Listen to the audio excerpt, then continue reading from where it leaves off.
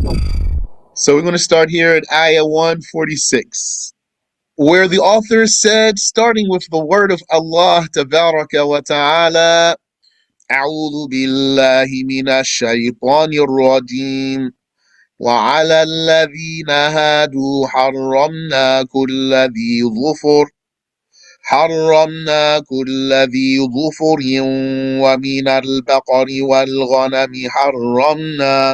ومن البقر والغنم حرمنا عليهم شحومهما إلا ما حملت ظهورهما أو الحوايا أو ما اختلط بعظم وعلى الذين هادوا حرمنا كل ذي ظفر. And upon those who are Jews, meaning here the Israelites who are Muslims. On the Israelites who are Muslims, although they were Muslims, though they were insolent ones. They're not like the nation of Muhammad sallallahu alayhi wasallam. That's clear for you if you've been following the tafsir with us until now. Allah told us the case of those Israelites. How they were since they were with Musa alayhi salatu wassalam. So sometimes, as you know, we say Jew, says Alladhina Hadu, it's translated as Jew here, those who are Jews. Sometimes it means the Muslims, the Israelites who were Muslims in ancient times. They were called Yahud, they were Muslims though. And sometimes we say Jew, and it means the Kuffar who came later. Here, this is the Israelites who were Muslims, but they were insolent ones. And so Allah made strict laws on them. And this is amongst those strict rules. وَعَلَى الَّذِينَ هَادُوا حَرَّمْنَا كُلَّ ذِي ظُفُرٍ. And upon those who were Jews, we forbade everything with a nail, or anything with a nail, without a split toe. Yani, anything with a nail, according to At-Tabari, that means anything without a split toe. You know about the animals that have the cloven foot? Cloven means split. Split toe. So those animals like a cow or some other animals, their foot is like a big toe, like one toe almost. But it's split down the middle. It's like a toe with a nail. It's like their whole foot is like one toe that has a big nail on it, but it's split down the middle in the front. Doesn't have to be directly in the middle necessarily. Different animals have different ways. But the nail that they walk upon a great nail. It's split. Or they have like a nail. Yani, I think you know what I'm talking about. So, according to Al-Tabari, their being forbidden from anything with a nail was that they could not eat what did not have a cloven foot. And that includes the birds. Don't the birds have toes? Yani, some say the meaning of this, they were forbidden from eating what has a nail. They said this means something that had toes with nails. And then therefore this will include birds. Even the ostrich, it has toes with nails. And it even includes the camel, has toes with nails. So that was on them. Now, when you hear something like this, I think shouldn't be very, very odd for your mind. Because this is just merely a different law. But didn't we have rules in our law? Isn't it forbidden for us, for example, to eat whatever attacks viciously with its fangs? And therefore we can't eat elephant, for example? Yani, so Allah reveals to them a description. You cannot eat anything like this. Then whatever fits that description, you can't eat it. That was their case. حَرَّمْنَا كُلَّ ذِي ظُفُرٍ. We made forbidden for them anything that had a nail. وَمِنَ الْبَقَرِ وَالْغَنَمِ حَرَّمْنَا عَلَيْهِمْ شُحُومَهُمَا. And from the cows and the sheep and goats, we forbade them from their fats. Shuhum is plural of shahm. Shahm is the fat, the white meat. The white meat is the shahm. Reach me, Sheikh Abdullah said this is good for you. Yani, if you slaughter the animal, it has shahm. A lot of people don't like to eat the shahm, the fat. If it's edible, it's not haram to eat that. If the animal is slaughtered. And from the cows and the sheep and goats, Allah forbade them from their fats. إِلَّا مَا حَمَلَتْ ظُهُورُهُمَا أَوِ الْحَوَايَا, except what their backs carry, yani except the fat that lined their backs, or the intestines. أَوْ مَا اخْتَلَطَ بِعَظْمٍ, or what was mixed with bone. So I don't have any words to elaborate here. ذلك جزيناهم ببغيهم وإنا لصادقون. By that we recompensed them, yani paid them, for their transgression, their baghi, going beyond the limits. But what was that? Is there some incident here? And that was as a result, Allah made these dietary laws strict on them? I don't know.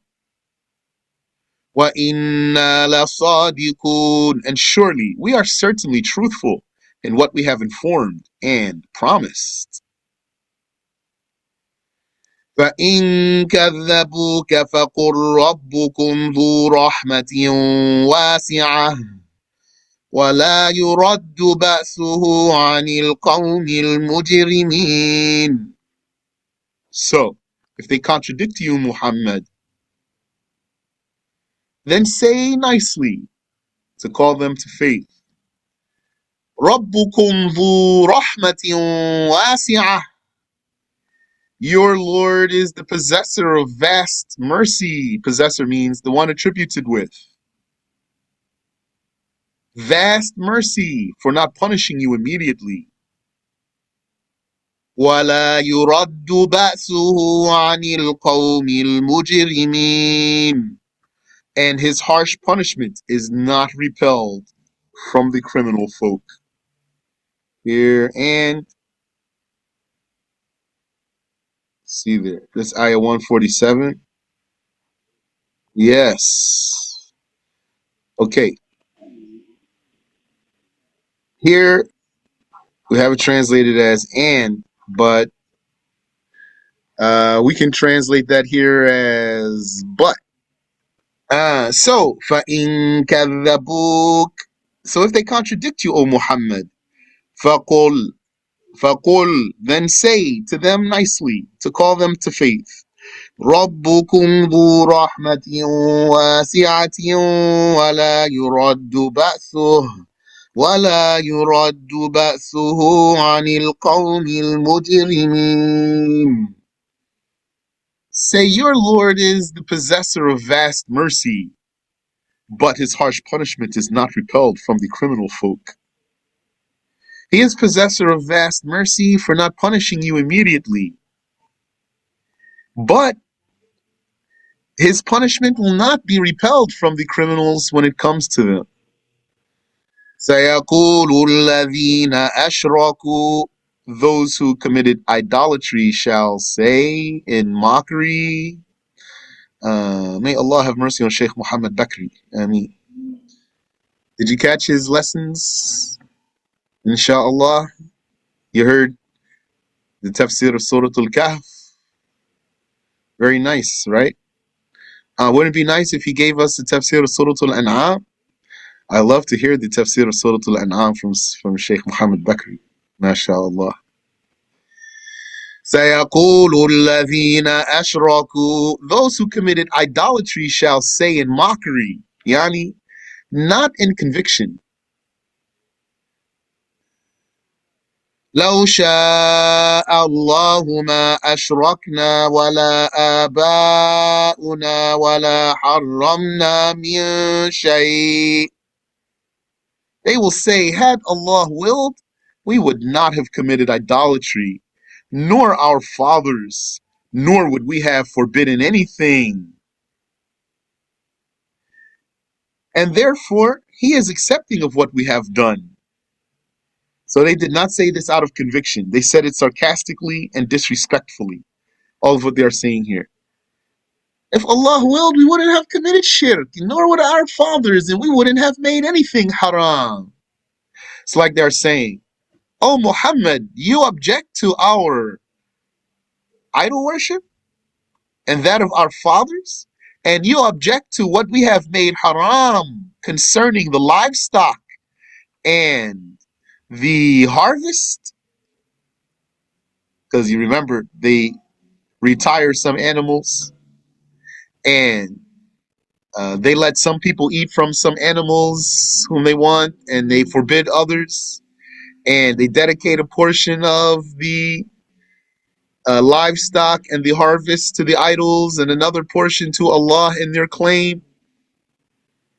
So it's like they're saying, Muhammad, you don't like our idol worship or the idol worship of our fathers, and you don't like what we have forbidden? Well, if Allah didn't will, we wouldn't have done it. And they're not saying that out of conviction, according to this tafsir. They are saying it out of mocking the Prophet sallallahu alaihi wasallam. You said when they say this, they are no longer Muslims, right? Yeah, that's right. This is blasphemy here. Meaning, at face value, it's true. Had Allah willed, we would not have committed shirk, and our fathers wouldn't have either. And we wouldn't have forbidden anything that Allah didn't forbid. Or face value, it's true words. But they are not saying it out of believing it. Yani, not according to this tafsir. He said, but in all this time, they were worshipping idols. This is not the Jews anymore. Alladhina ashraku, those who committed idolatry, those who committed shirk. It switched on you. Nah. That's how the Quran is. That's why I said so many times, it's important to be able to follow the flow, follow the context, see how the ayahs are relating to each other. Here, it switched from what was forbidden for the Jews back to the idol worshippers. And they will say, had Allah willed, we would not have committed idolatry, nor would our fathers, nor would we have forbidden anything. And they are saying, therefore, Allah accepts what we have done. Now, if this is a statement of conviction on their part, then what they mean is that since Allah willed it, He accepts it. If they are saying this out of conviction, it's like they're saying, had Allah not accepted what we are doing, then we would not have committed idolatry, nor would our fathers, nor would we have forbidden anything. So then, according to that, explaining it that way, then what Allah wills according to them means what Allah accepts. But whatever they meant here is not valid. How do we know it's not valid? Because right here Allah Ta'ala refutes it. كَذَلِكَ كَذَّبَ الَّذِينَ مِن قَبْلِهِمْ. Likewise, those before them belied. Those before them belied their messengers. Also, they are kuffar like those other ones are kuffar. حَتَّى ذَاقُوا بَأْسَنَا, until they tasted our harsh punishment. قُلْ هَلْ عِندَكُم مِّنْ عِلْمٍ فَتُخْرِجُوهُ لَنَا. Say, O Muhammad, do you have any knowledge that God accepts this behavior so that you can produce it for us? If you have some knowledge about this, if you can verify the veracity of what you say, then produce your evidence. And of course, the answer to the question is no. Say, O Muhammad, yani ask them, do you have any knowledge so that you can produce it for us? Any knowledge verifying your claims? So that's a question. As if the answer is yes or no. But really, it means you don't have any knowledge to verify what you are saying. Like it says here, إن تتبعون إلا الظن وإن أنتم إلا تخرصون. You do not follow but speculation, and you are not but lying. That's all of what the Prophet was commanded to say. So they only follow conjecture, speculation, assumption, and they are only liars. So then, when they said, لو شاء الله ما أشركنا ولا آباؤنا ولا حرمنا من شيء. Had Allah willed, we would not have committed idolatry, nor our fathers, nor would we have forbidden anything. When they said that, they were liars. Allah says, وَإِنْ أَنْتُمْ إِلَّا تَخْرُصُونَ. You do not follow but speculation, and you are not but lying. You're not doing anything but lying. And you saw what else Allah said about them. كذلك كذب الذين من قبلهم حتى ذاقوا بأسنا. Likewise, those before them belied until they tasted our harsh punishment. قل فلله الحجة البالغة فلو شاء لهداكم أجمعين. Say, O Muhammad, if you do not have any response, then Allah has the perfect evidence against you by His commands and prohibitions that remove your excuse. يعني قل فلله الحجة البالغة. Say, if you do not have any response, yani they don't have any response.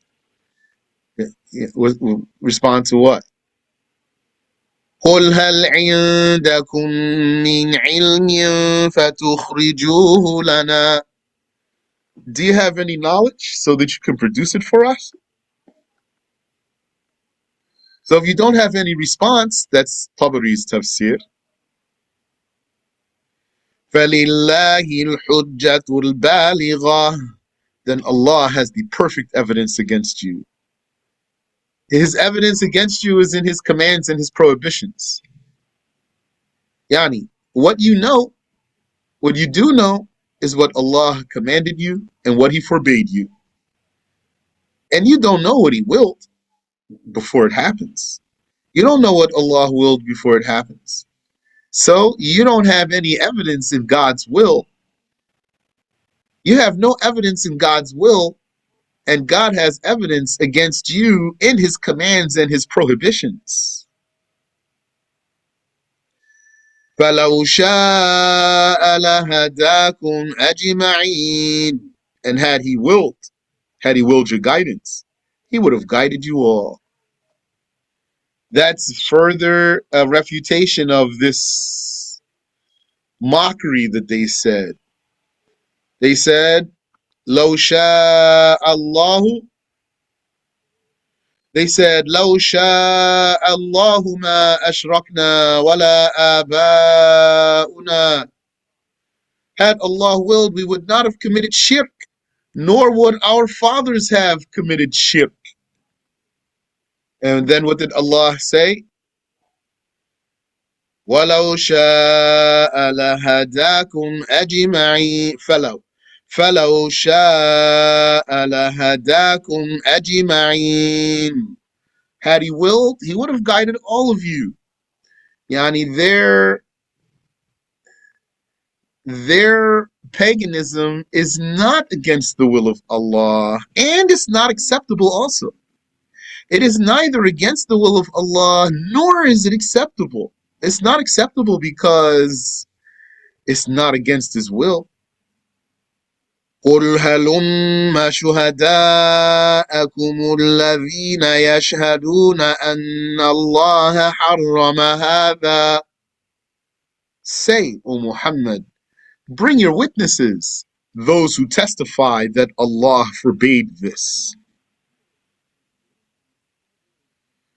فَإِن شَهِدُوا فَلَا تَشْهَدْ مَعَهُمْ. And if they testify, O Muhammad, yani, which is going to be a lie, if they testify, if they say, we bear witness,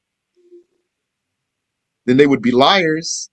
And then, فَلَا تَشْهَدْ مَعَهُمْ. Do not testify with them, O Muhammad. If you were to testify with them, then you would be like them. وَلَا تَتَّبِعْ أَهْوَاءَ الَّذِينَ كَذَّبُوا بِآيَاتِنَا. And do not follow the desires of those who belied our signs. وَالَّذِينَ لَا يُؤْمِنُونَ بِالْآخِرَةِ وَهُمْ بِرَبِّهِمْ يَعْدِلُونَ.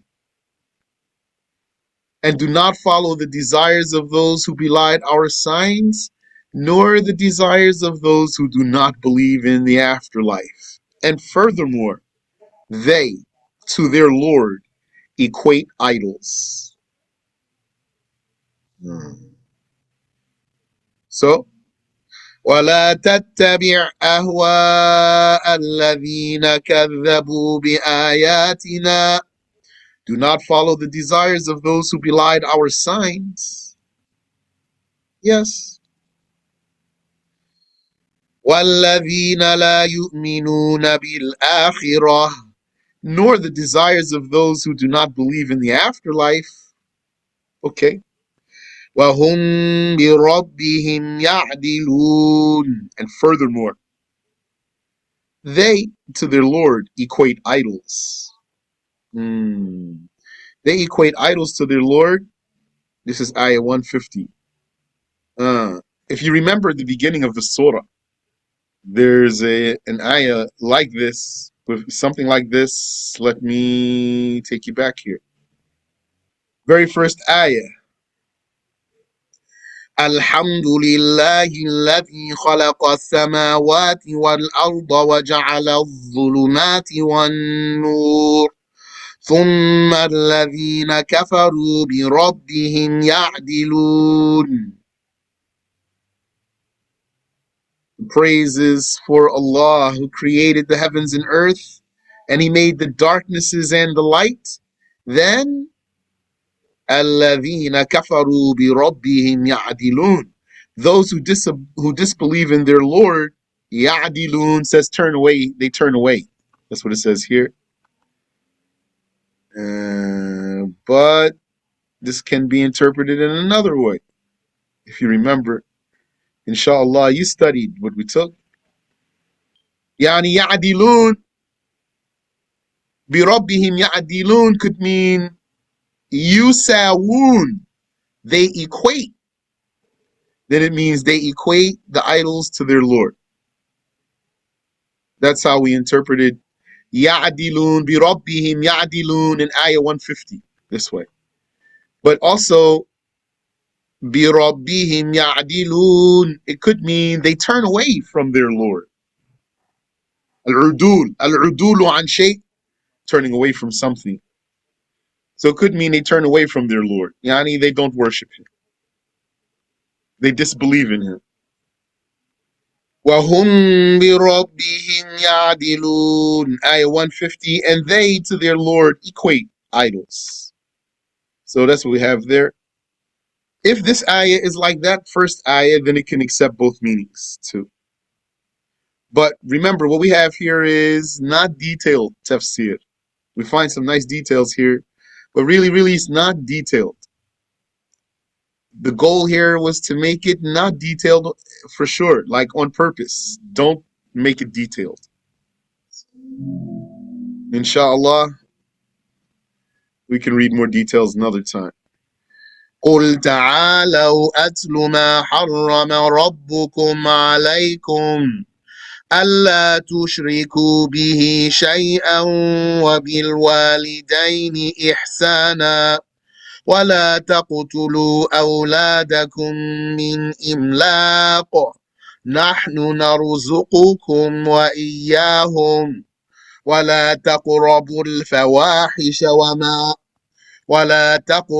الفواحش ما ظهر منها وما بطن ولا تقتلوا النفس التي حرم الله إلا بالحق ذلكم وصاكم به لعلكم تعقلون قل تعالوا أتل Say, O Muhammad, come, ta'alaw, that's plural. Come, you, all of you. أتل ما حرم ربكم عليكم. I will recite on you. I will recite on you what your Lord has forbidden you. And the meaning here, come, I will recite on you, means, yani, I will recite on you is the consequence of their coming. It's like he's saying, come, and if you do, then the consequence is that I shall recite on you. قل تعالوا قل تعالوا أتل ما حرم ربكم عليكم. Say, O Muhammad, come, I will recite on you what your Lord has forbidden you. ألا تشركوا به شيئا, that you do not associate with him anything. وَبِالْوَالِدَيْنِ إِحْسَانًا. So that prohibition is very clear for you, that you do not associate with Allah anything. That's greatest blasphemy. وَبِالْوَالِدَيْنِ إِحْسَانًا. And he commands for the parents good treatment. Now here, what came in this ayah at the beginning? أَتْلُ مَا حَرَّمَ رَبُّكُمْ. I will recite what your Lord has forbidden. That's what's here.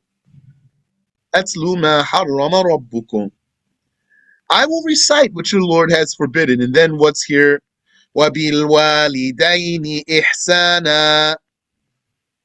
And for the parents, good treatment. So is that forbidden so that it should be here? The parents, good treatment? No, it's not forbidden. So what's the meaning here? If the Prophet is telling them, come and I will recite what your Lord made forbidden, and then here in the ayah is a command to treat the parents well. Well, what makes that fit here is the fact that a command, the opposite of a command, is a prohibition. Allah saying here, وَبِالْوَالِدَيْنِ إِحْسَانًا, and for the parents have good treatment.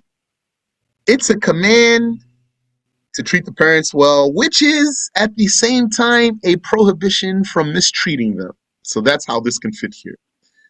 How does this fit here? Well, the ayah is supposed to be telling us things that Allah made forbidden, and in the midst of that, He tells us what He has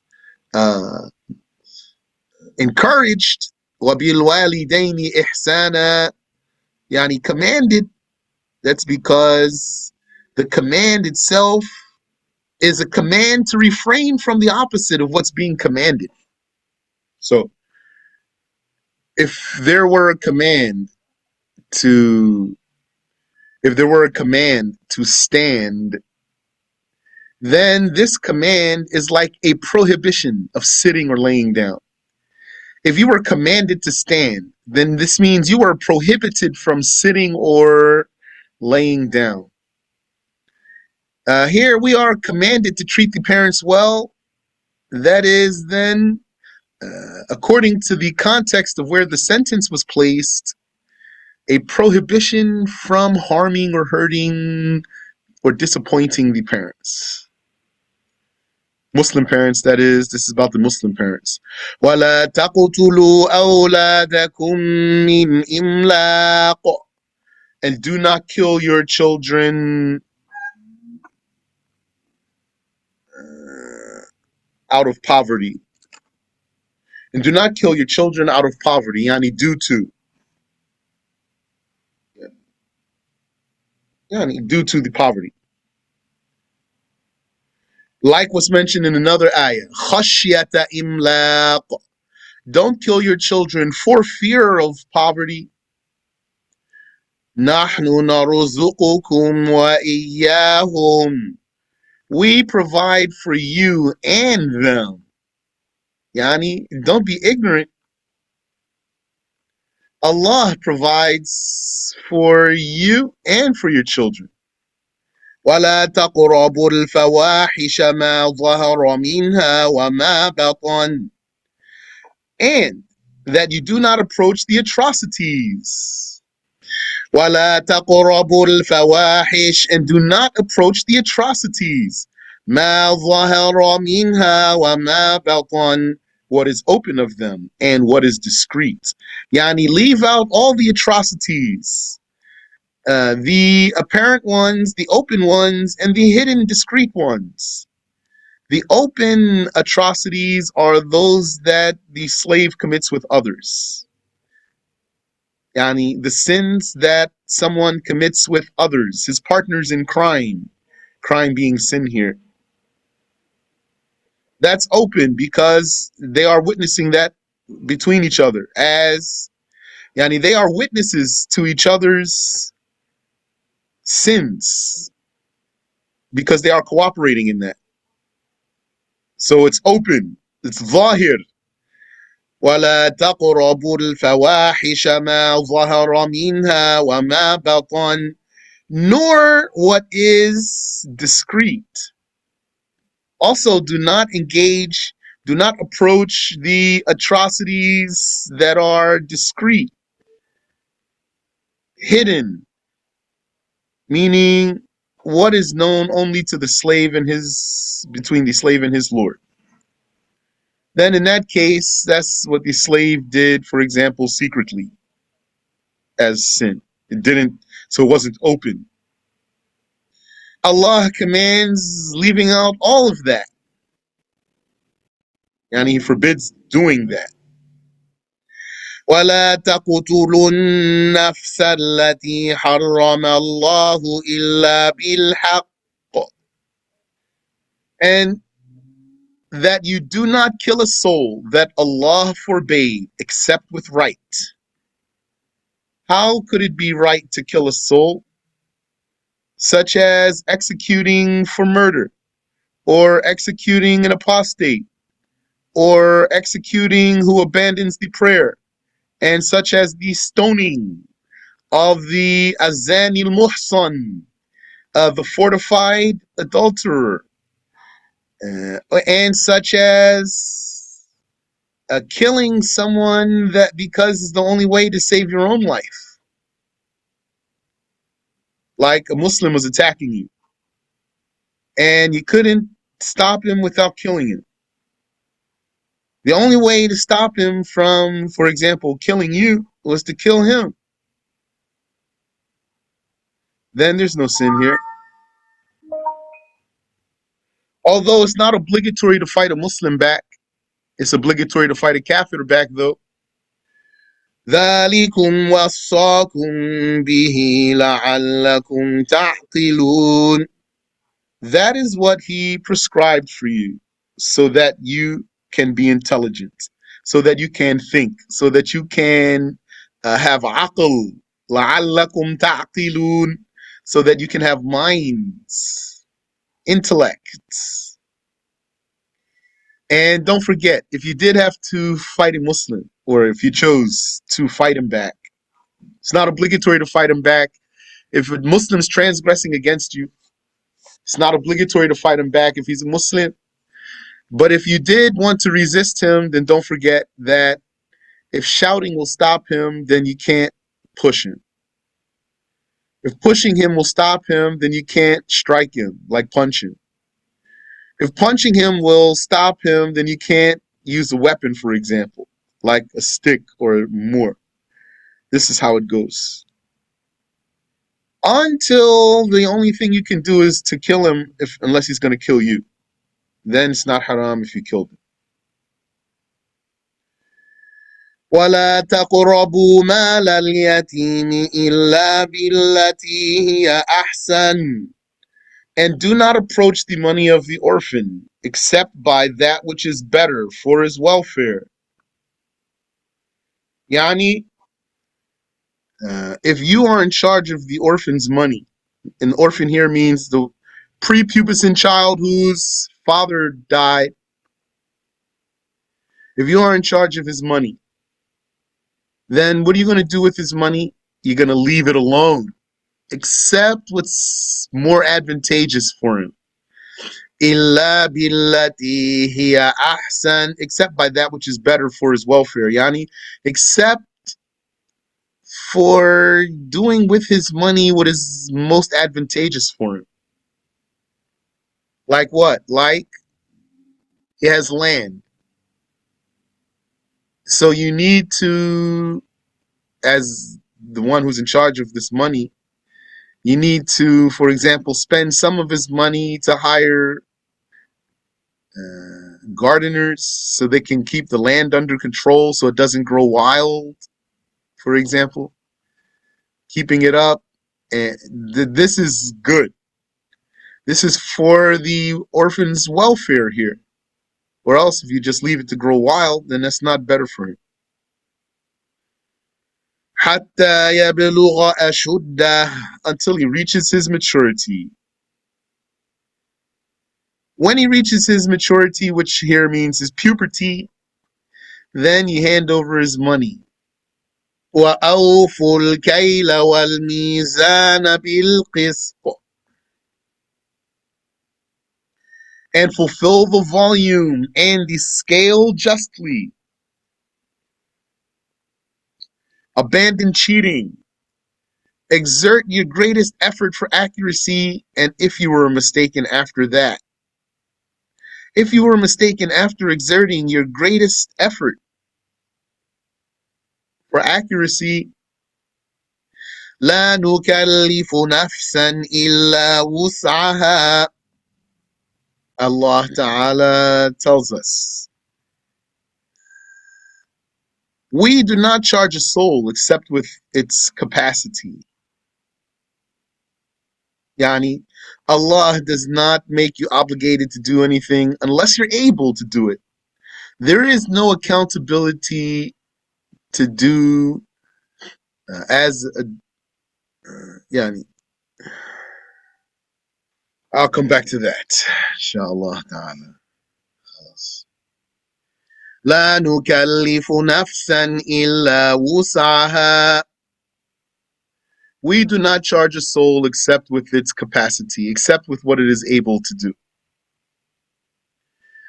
وَإِذَا قُلْتُمْ فَاعْدِلُوا وَلَوْ كَانَ ذَا قُرْبَى.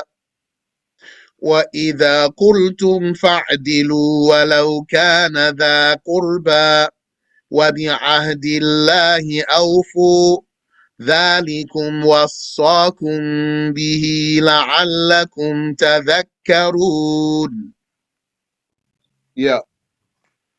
وَأَوْفُوا الْكَيْلَ وَالْمِيزَانَ بِالْقِسْطِ. Fulfill the volume and the scale justly, and abandon cheating. What's volume mean? Volume means the amount of space it takes up, not how much it weighs. When you talk about volume, then you are concerned about the size of the container. وَأَوْفُوا الْكَيْلَ وَالْمِيزَانَ بِالْقِسْطِ. Fulfill the volume, yani the containers, when you sell,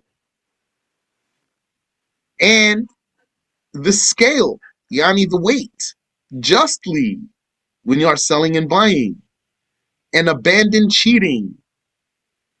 لا نكلف نفسا إلا وسعها. So, exert your greatest effort for accuracy, and if you were mistaken after that, then we do not charge a soul except with its capacity. Yani, exert your greatest effort concerning those measurements. Sell fairly concerning volume. sell fairly concerning weight, and sell fairly concerning any other metric of any other measure, such as count. Like someone wants to buy from you a dozen eggs. A dozen means 12. So you don't sell him 11. That's a major sin, an enormous sin. Or a kid comes to you to buy from you 100 pieces of candy and you give him 99. It's a very big sin here. Rather, put forth your greatest effort for accuracy. And if you were mistaken after that, if you miscalculated or like that, after you put your greatest effort, لا نكلف نفسا إلا وسعها. We do not charge a soul except with its capacity, meaning Allah does not make you accountable to do anything that you're unable to do. If you are unable to do something, you will not be accountable for it. That's a rule, a religious rule. There is no accountability with inability. So, what if you don't have money? Are you obligated to pay your debt? Yani, you're not sinful for not paying it because you don't have money. You're unable. What if you cannot bend over and bow down to the ground to prostrate? Then you don't have to pray? Now you have to pray, but you don't have to bend over and you don't have to bow down to the ground. You have to do the replacements for those. Like bend your head only instead of your whole back. لا نكلف نفسا إلا وسعها. Allah does not charge a soul but with its capacity. وَإِذَا قُلْتُمْ فَاعْدِلُوا. And when you speak, be just in truth. وَلَوْ كَانَ ذَا قُرْبَى. Even if it were for or against a relative, what you are saying. Even if what you are saying is for or against a relative, you say the truth. Yani, even against yourself. For or against yourself, you say the truth. Not necessarily in the face of the injustice, though. Yani, someone's going to harm you unjustly, then that's another thing. Someone asked me, you know how insurance is really a scam? Are we allowed to not give them all the right information? Yani, you're not going to be cheating the insurance people. They are already forcing you into fraud. Insurance is fraud. They are already forcing you into fraud. If it's a mandatory insurance, that is, not a non-mandatory one. If it's not a mandatory insurance, they're not forcing you. You still can't do it, though. وَبِعَهْدِ اللَّهِ أَوْفُوا. And the covenant of Allah, fulfill it. Fulfilling the covenant of Allah either refers to the covenant that Allah took from the souls, or it refers to observing the command and the prohibition and the threat and the promise, along with fulfilling the vows and the swears. Yani, وَبِعَهْدِ اللَّهِ أَوْفُوا. And the covenant of God, fulfill it. What's the covenant of God? You know, there was a covenant that God took with the souls of the Adamites, the humans. Before he created their bodies, their souls were created and extracted from the back of Adam. And then those souls were asked, Alastu bi rabbikum? Am I not your Lord? Qalu bala. They all said, indeed. The soul of everyone, whether he's a Muslim in this life or not, his soul before his body was created testified. This is the covenant of Allah Ta'ala. That's one way to explain this. Fulfill the covenant of Allah. Although you will never remember that incident as long as you're alive. But Allah revealed it to us in the Quran so that we know that it happened. And the Prophet mentioned it also so that we know that it happened. And it is said that when your soul goes back into your body, you will remember. After you die, when your soul goes back into your body, you will remember. And that in fact, you will remember everything that ever happened to you in all your life. Everything. Or fulfilling the covenant of Allah means fulfill the obligations that He put on you. The commands that He commanded you, fulfill them. What He prohibited you from doing, refrain from it. His threat, consider it. Do not disregard the threat of God upon you. His promise, consider it. What's His promise? To admit you into paradise if you die as a believer. And fulfill your vows and fulfill your swears. ذَلِكُمْ وَصَّاكُمْ بِهِ لَعَلَّكُمْ تَذَكَّرُونَ. That is what He prescribed for you, so that you would take heed. صَدَقَ اللَّهُ الْعَظِيمُ. Allah knows best. Stop there. Do you have any question? Assalamu alaikum, Sheikh. Wa alaykum assalam wa rahmatullah. I had a question in regards to riba. You mentioned interest. Did I mention interest? You mentioned interest, not interest, insurance. Sorry. Okay. Go ahead. What are the types of riba besides interest and insurance? Well, there's two main types of riba. There's riba in loans, and there's riba in sales. So the insurance is like a riba in loan. It's like a loan riba. And what is riba in sales? Riba in sales is selling gold for gold, or silver for silver, or food for food without fulfilling the conditions. That's going to be a major sin. I mean, wafi. It's possible to sell gold for gold, or silver for silver, or food for food, or gold for silver, but needs for the conditions to be fulfilled, or else going to be a major sin. Ameen wa fikum. Question, unrelated question. If a Muslim, while being corrected on a ruling, says to another Muslim, "You think everyone is a blasphemer," while knowing that this is not true, but he said it out of anger, can you please explain why this is blasphemy? Because they want proof from a knowledgeable person.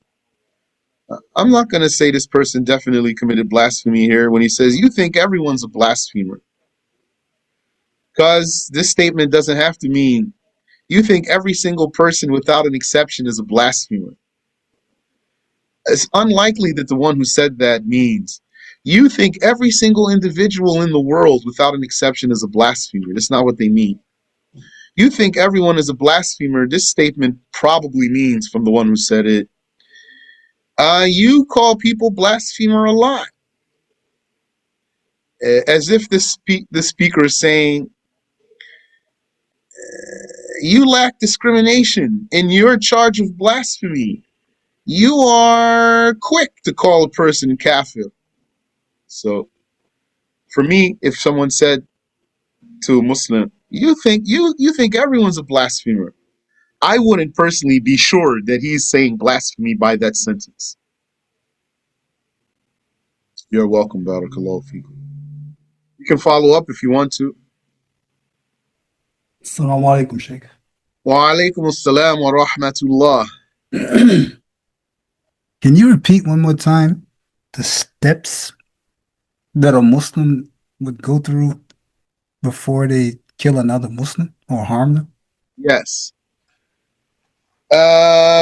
Even I didn't mention all the steps, but I just mentioned a few to give an idea how it goes.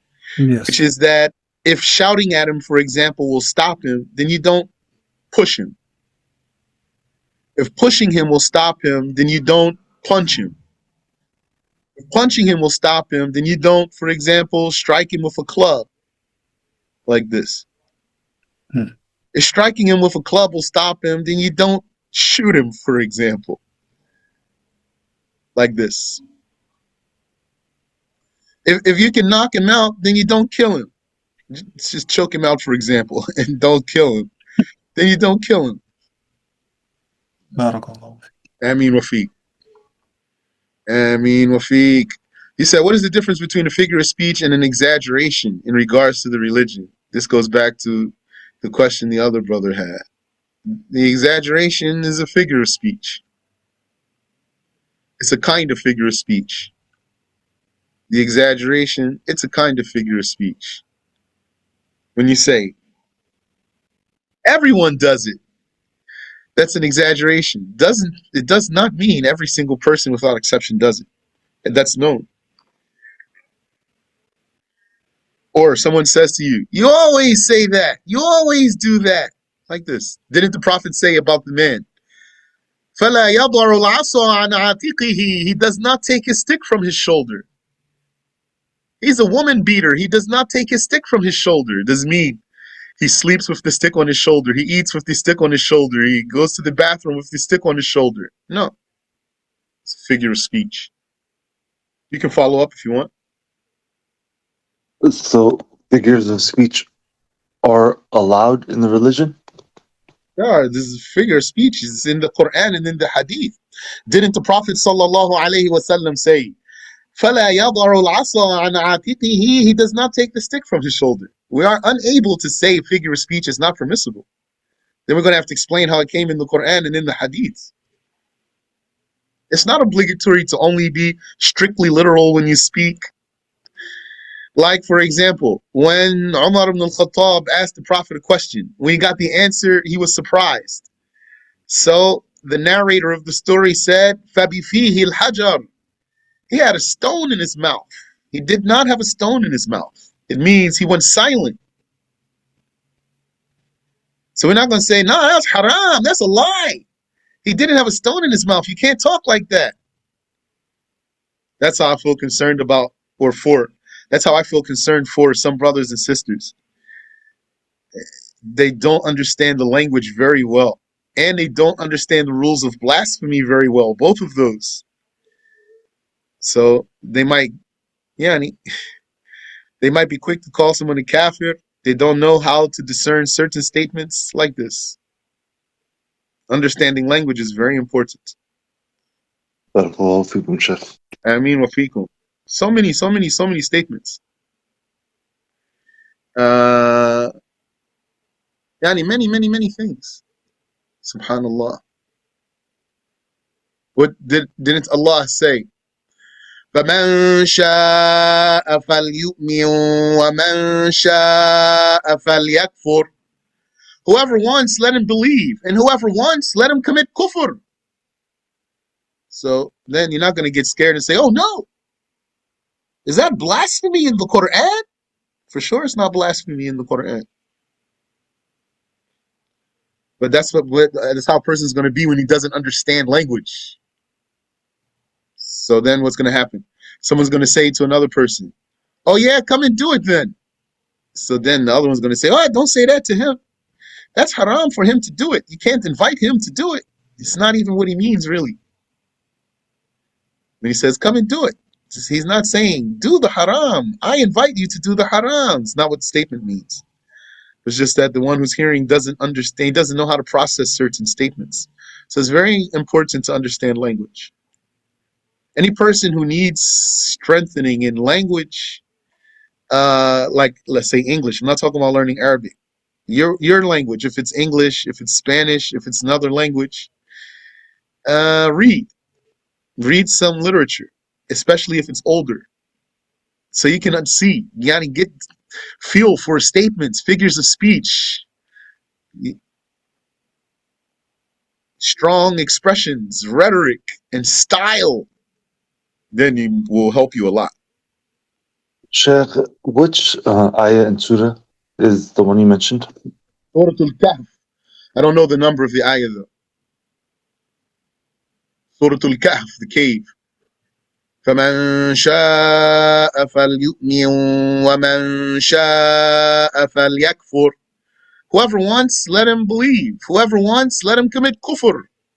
Or what someone's going to say. Someone's going to say, can you say it in English though? Okay, it's in the Quran in Arabic, but can you say that in English? Yani, it has the same meaning. It's a threat. It's not a permission.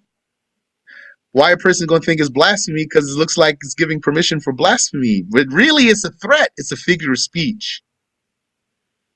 You say to a person, do it if you want to, means I dare you. Doesn't mean I accept.